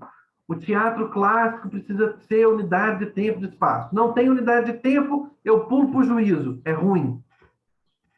Ok? Então, veja, entre o dogmatismo e a crítica puramente impressionista, que é puramente subjetiva, você tem uma coisa no meio. E essa coisa que tem no meio é exatamente a natureza do trabalho crítico, que é a pesquisa, a informação e a exegese. Em face do texto, surgem em nosso espírito certos estados de prazer, tristeza, constatação, serenidade, reprovação, simples interesse. Estas impressões são preliminares constantes. O crítico tem de experimentá-las e deve manifestá-las. O crítico tem de experimentá-las e deve manifestá-las. Ou seja, as impressões do crítico são importantes, pois elas representam a dose necessária de arbítrio que define a sua visão pessoal, que distingue um crítico do outro. Por isso, a crítica viva usa largamente a intuição, aceitando e procurando exprimir as sugestões trazidas pela leitura. Delas sairá, afinal, o juízo, que não é o julgamento puro e simples, mas a avaliação, reconhecimento e definição de valor. Ou seja, o que ele busca é o juízo, que é avaliação, reconhecimento e definição. Tem que falar o que é o valor e por que esse é o valor. Entre impressão e juízo, o trabalho paciente da elaboração, como uma espécie de moinho, tritura a impressão, subdividindo-a, filiando-a, analisando, comparando, a fim de que o arbítrio se reduza em benefício da objetividade. Ou seja, essa obra me deixou feliz ou me deixou triste. Por quê? O que tem dentro dela que fez isso? Ou seja, ele vai equilibrar o aspecto subjetivo com o aspecto objetivo. A impressão como timbre individual permanece essencialmente, transferindo-se ao leitor pela elaboração que lhe deu generalidade. Quando eu procuro explicar por que a obra produz um determinado sentimento, eu dou generalidade a esse sentimento que a obra produz. Eu dou explicação para ela, eu racionalizo o processo. E o orgulho inicial do crítico, como leitor insubstituível, termina pela humildade de uma verificação objetiva a que outros poderiam ter chegado e o irmana aos lugares comuns do seu tempo. Ou seja, o que define o trabalho do crítico não é, de um lado, o dogmatismo do juízo, nem da impressão e do impressionismo. O que define o crítico é o trabalho de pesquisa e de justificativa. Enfim, é aquilo que eu falei nas últimas aulas, respondendo um pouquinho às questões que estavam sendo colocadas sobre o Lukács. Ou seja, o crítico precisa justificar os seus critérios, ele precisa analisar. Se não tem análise, se não tem justificativa, aí a coisa é mais complicada. Ela precisa ter a justificativa, mas ele não pode não partir da impressão. Ele não pode não partir da impressão. Mas se ele ficar só na impressão, também não tem muito valor.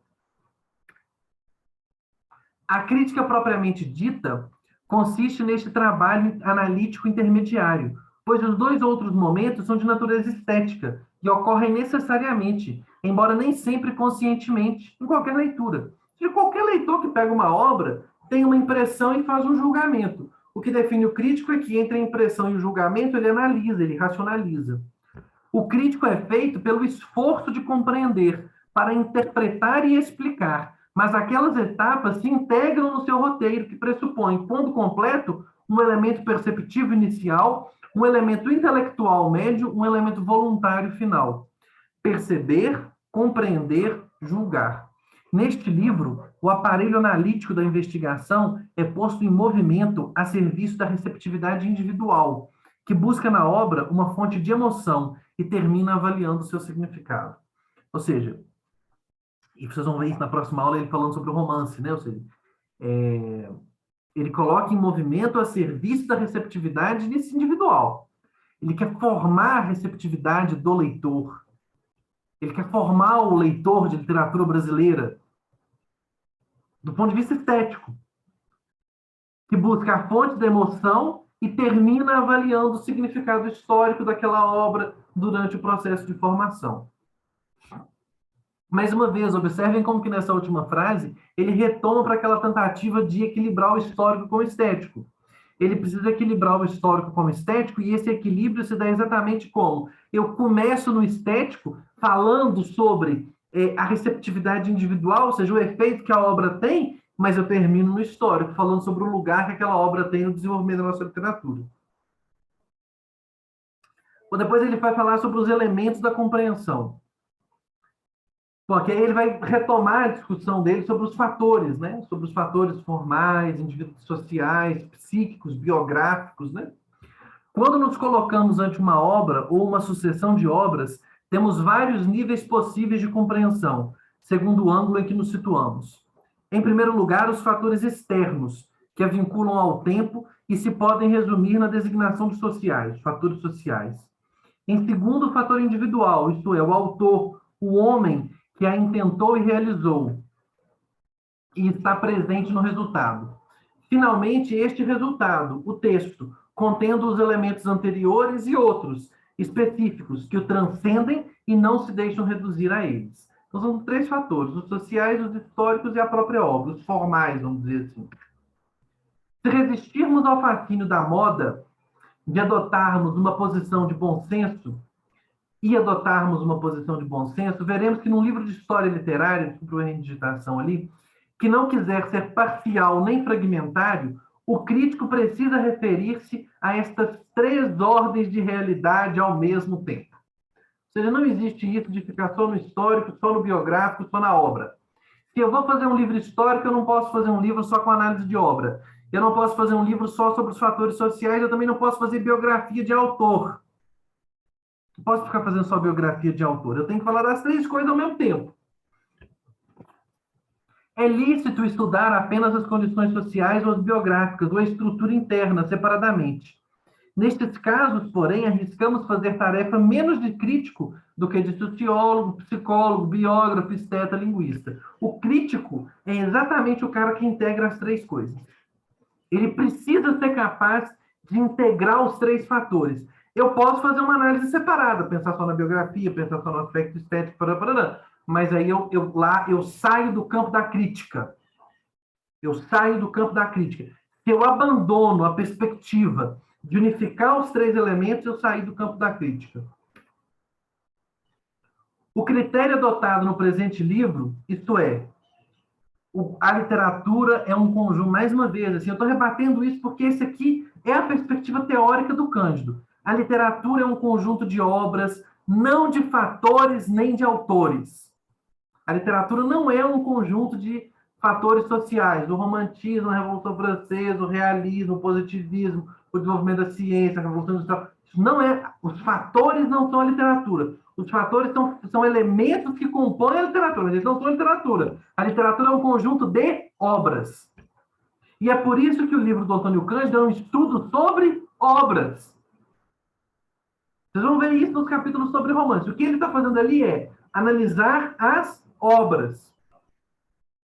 Como, porém, o texto é integração de elementos sociais e psíquicos, estes devem ser levados em conta para interpretá-lo, o que apenas na aparência contesta o que acaba de ser dito. Ou seja, eu tenho que levar esses elementos em consideração na medida em que eles aparecem dentro dos textos. Como que eu vou compreender, portanto, para o Antônio Cândido, a relação entre literatura e sociedade? Eu vou compreender essa relação a partir da forma específica por meio da qual cada texto representa dentro de si os elementos psíquicos e sociais.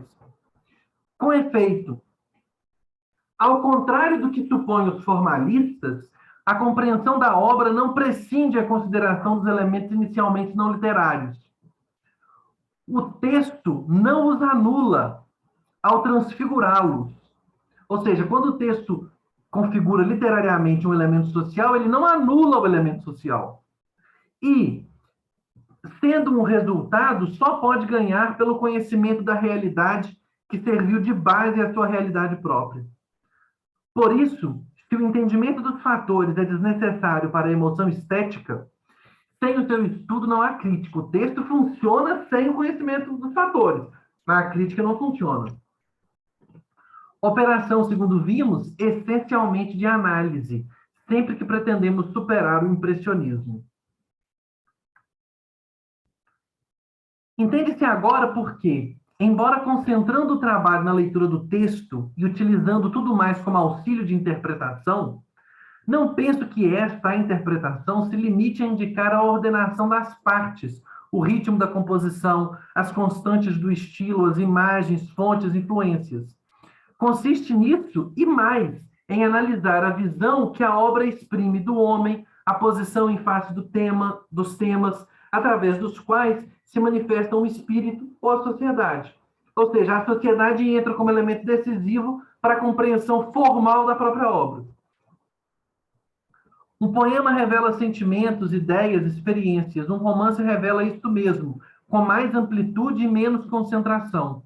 Um e outro valem, todavia, não por copiar a vida, como pensaria no limite um crítico não literário, nem por criar uma expressão sem conteúdo, como pensaria também no limite um formalista radical. Valem porque inventam uma vida nova, segundo a organização formal, tanto quanto possível nova, que a imaginação imprime ao seu objeto. Olha que interessante, né? Aqui, se a gente fosse lá para a teoria do reflexo que eu apresentei para vocês na última aula, o que o Cândido diria? Não há tal coisa como teoria do reflexo. Então, não pode ser reflexo. É claro que entendido de forma rasteira, né? Entendido de forma mais aprofundada, o reflexo do Lukács não é reflexo do espelho, puro e simples, né?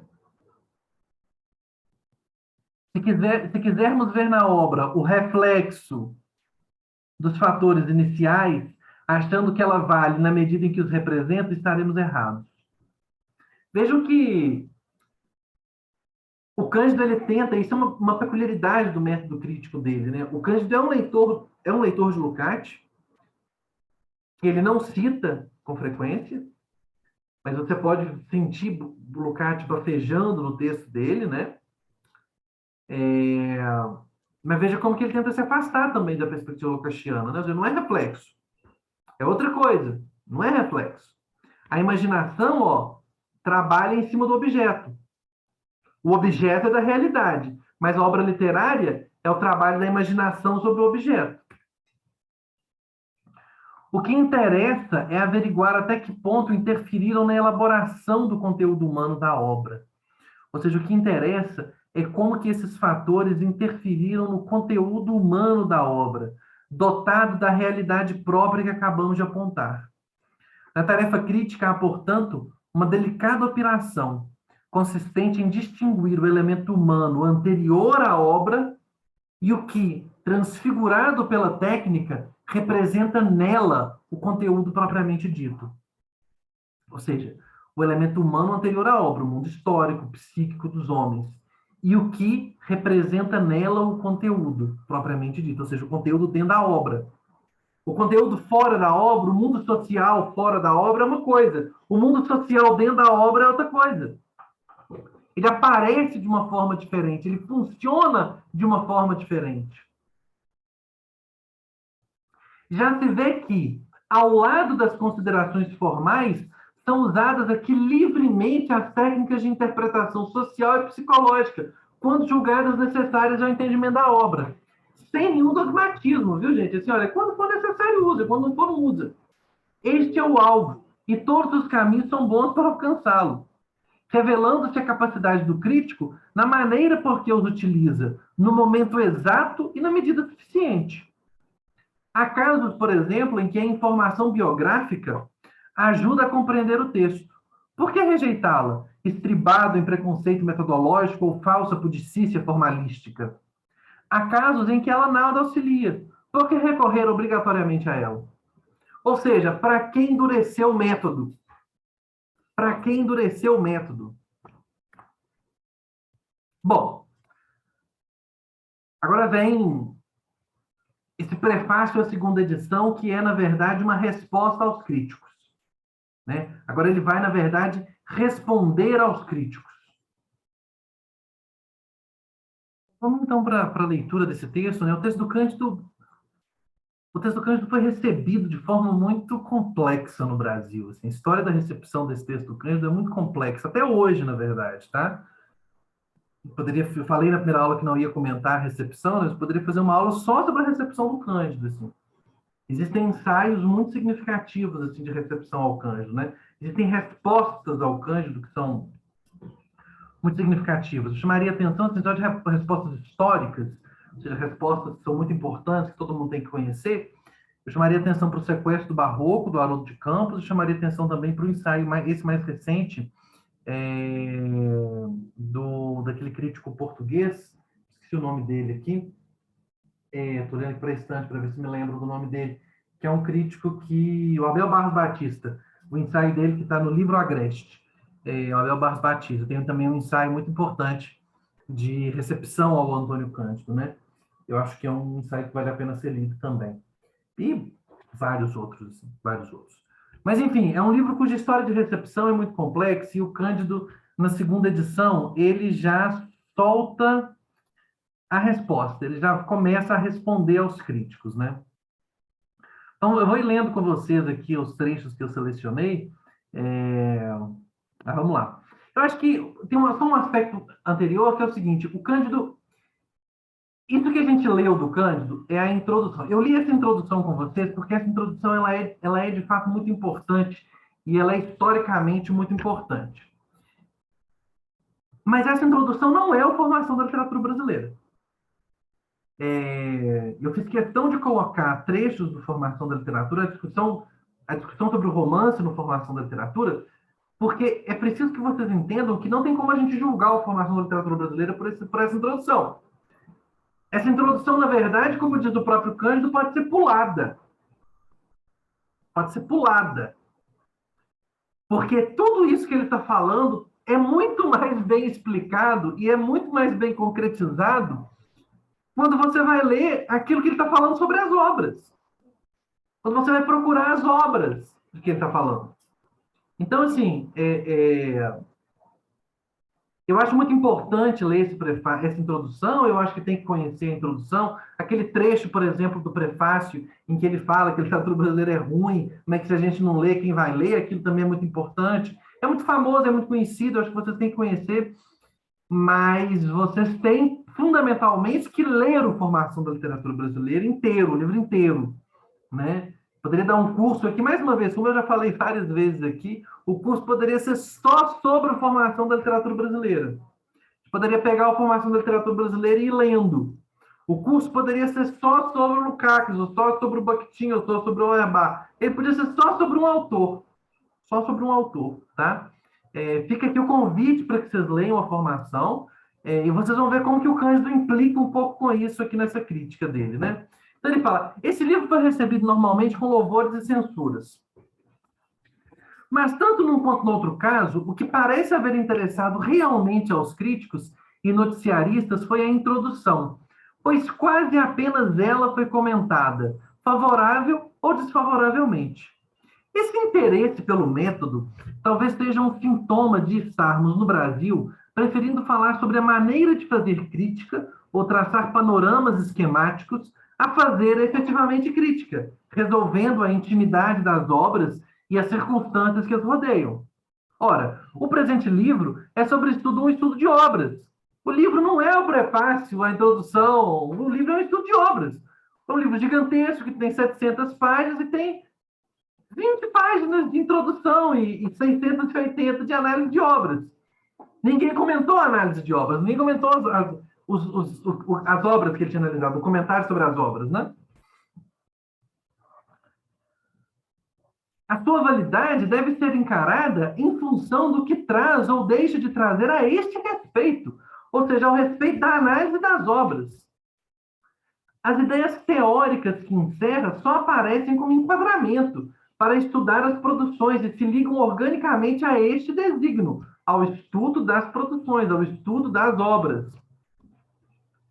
Tanto assim que devem ser buscados no próprio corpo do livro, não na parte introdutória, voluntariamente sumária e indicativa. Ou seja, o valor desse livro não se encontra na introdução que a gente leu. O valor desse livro se encontra nas análises. No Brasil, estamos de tal maneira viciados com introduções pomposas que não correspondem à realização. A introdução é uma coisa maravilhosa, a realização é aquela... Na hora que você vai, de fato, fazer aquilo que você falou que ia fazer, você fala, nossa, não é bem assim, não vou fazer. Que preferiam uma apresentação discreta, convidando inclusive ao leitor a deixá-la de lado, se assim desejasse, para buscar adiante o essencial.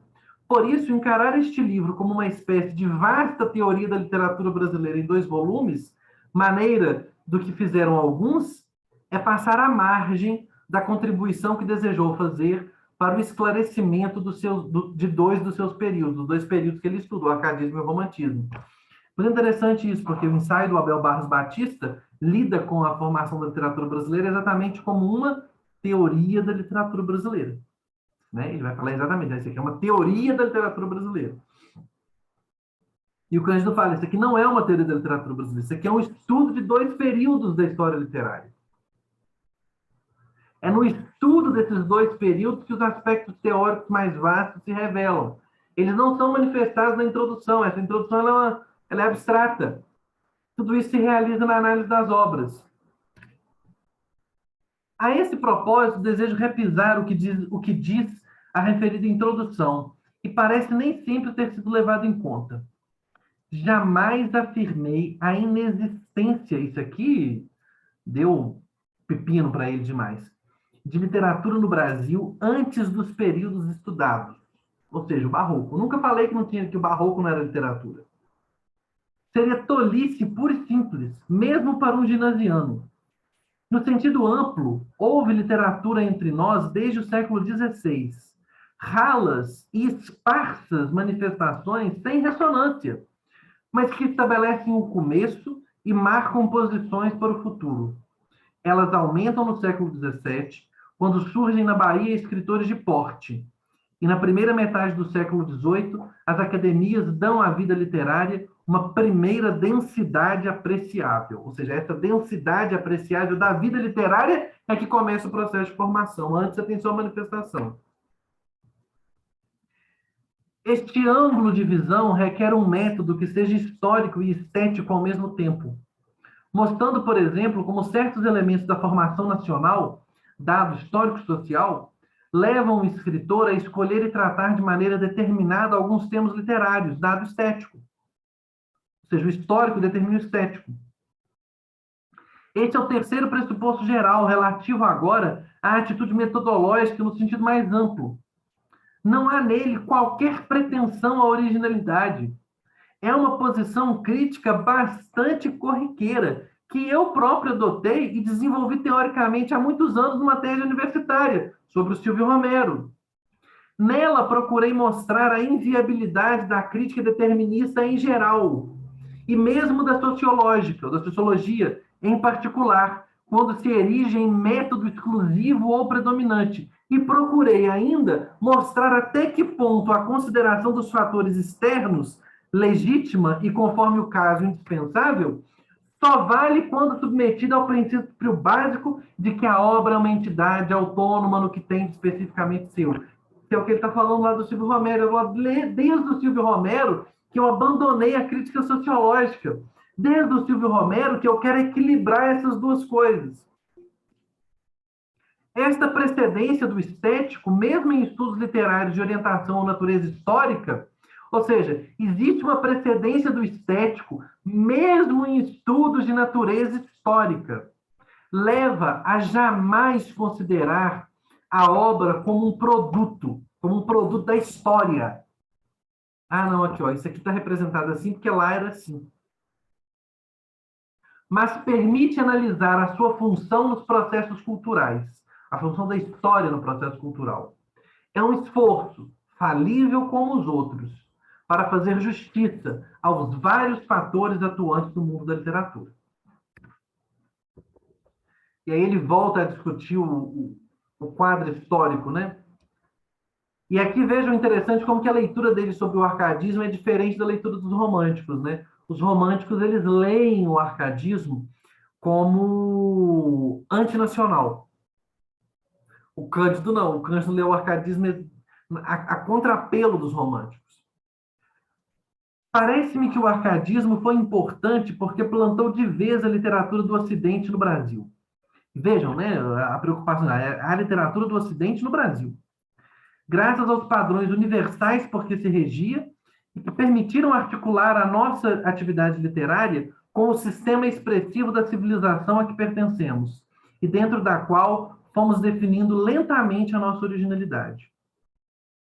Nós pertencemos à civilização ocidental e lentamente nós definimos dentro da civilização ocidental a nossa originalidade. Note-se que os Árcades contribuíram ativamente para essa definição, para a definição da nossa originalidade, diferente do que os românticos estavam falando. Ao contrário do que se costuma dizer, desde os românticos. Fizeram, com a seriedade dos artistas conscientes, uma poesia civilizada, inteligível aos homens de cultura, que eram então os destinatários das obras. Com isso, permitiram que a literatura funcionasse no Brasil. E quando quiseram exprimir as particularidades do nosso universo, conseguiram elevá-las à categoria depurada dos melhores modelos. Ou seja, eles conseguiram exprimir as particularidades do nosso universo da forma mais depurada e elevada possível. Assim fez Basílio da Gama, assim fez Silva Alvarenga, que foi buscar um sistema estrófico italiano e seguiu o rastro de Anacreonte para criar uma das expressões mais transfundidas de cor local e de sensibilidade brasileira de que há notícia. Aqui a frase é perfeita, né? Ou seja, o Silva Alvarenga ele é capaz de conjugar a forma poética clássica do modelo italiano e anacreôntico com a representação de uma sensibilidade local profunda. Isto, note-se bem, não a despeito daquelas normas e fontes, o Anacreonte, como se pensa desde o romantismo, mas por causa delas. É exatamente por causa daquelas fontes que ele consegue exprimir essa cor local e a sensibilidade brasileira. Por quê? Porque o Brasil é parte da civilização ocidental. Por isso, que o Brasil é parte da civilização ocidental. Graças à disciplina clássica e à inspiração tópica então reinante, que unificavam as letras do Ocidente num grande organismo, tais escritores frearam ou compensaram de antemão certos desbragamentos que seriam românticos, devidos ao particularismo psicológico e descritivo. Seria, aliás, curioso, embora muito injusto ainda, inverter o raciocínio corrente e mostrar que os românticos é que poderiam ser considerados alienadores, porque os românticos consideram os Árcades alienadores em relação à realidade social brasileira específica, né? O que escreveram corresponde em boa parte ao que os estrangeiros esperam da literatura brasileira. Isto é, um certo exotismo que refresca o ramerrão dos velhos temas. Os velhos temas são os problemas fundamentais do homem, que eles preferem considerar privilégio das velhas literaturas. A literatura brasileira vai ficar falando de árvore, de índio e tal. É como dizer que devemos exportar café, cacau ou borracha, deixando a indústria para quem a originou historicamente. Aqui a origem do argumento caio-pradiano do Antônio Cândido, né? E o mais picante é que os atuais nacionalistas literários acabam a contragosto nessa mesma canoa furada. Ou seja, os velhos temas, os temas importantes, universais, o amor, a morte, não, isso é tema para a literatura europeia. Nós vamos ficar falando aqui dos nossos temas, de índio, de natureza tropical e tal. Sempre que levam a tese particularista, as consequências finais. A este problema se liga um derradeiro pressuposto do livro, que parece não ter sido bem compreendido, naturalmente, porque eu expliquei mal. Quero me referir à definição da nossa literatura como eminentemente interessada, que é aquilo que ele estava falando sobre o aspecto nacional da nossa literatura. Não quero dizer que seja social, nem que deseje tomar partido ideologicamente a nossa literatura, mas apenas que é toda voltada no intuito dos escritores ou na opinião dos críticos para a construção de uma cultura válida no país, ou seja, ela tem um aspecto construtivo. Quem escreve contribui e se inscreve num processo histórico de elaboração nacional. Os Árcades, sobretudo Cláudio Manuel, Durão, Basílio da Gama, Silva Alvarenga, tinham a noção mais ou menos definida de que ilustravam o país produzindo literatura. Ele produziu literatura para ilustrar o país. E, de outro lado, levavam à Europa a sua mensagem. Não é o julgamento de valor que estabeleço, mas uma verificação dos fatos. Mesmo porque acho que essa participação foi frequentemente um empecilho. É o que ele havia falado na citação que a gente leu, naquela tentativa de falar, isso é um empecilho do ponto de vista estético, tanto quanto foi, em outros casos, uma inestimável vantagem. Você tem que julgar caso a caso. Você tem que ir obra a obra. A literatura do Brasil, como a dos outros países latino-americanos, é marcada por este compromisso com a vida nacional no seu conjunto, circunstância que inexiste nas literaturas dos países de velha cultura. Nelas, os vínculos neste sentido são os que prendem necessariamente as produções do espírito ao conjunto das produções culturais, mas não a consciência ou a intenção de estar fazendo um pouco de nação ao fazer literatura. Ou seja, lá a literatura está ligada à cultura. Aqui a literatura está ligada à cultura, mas a cultura e a literatura, as duas estão ligadas ao quê? Estão ligadas à tentativa de fazer o país existir, de fazer o país acontecer. Bom, aqui a gente termina essa primeira apresentação. Eu espero que tenha ficado claro. O texto do Cândido é muito simples, né? Não é um texto que requer muita elucidação. E na próxima aula, que deve ser provavelmente na sexta, tá? Eu falei que a aula talvez atrasasse, eu acho que ela vai atrasar mesmo, ela vai sair na sexta. Na próxima aula a gente vai ver como que tudo isso aqui que ele está falando se realiza na análise dele do romance brasileiro. Ou seja, quando ele vai ler o romance brasileiro, todas essas questões aparecem ou precisam aparecer na análise das obras, porque o essencial é a análise das obras. O essencial é a análise das obras.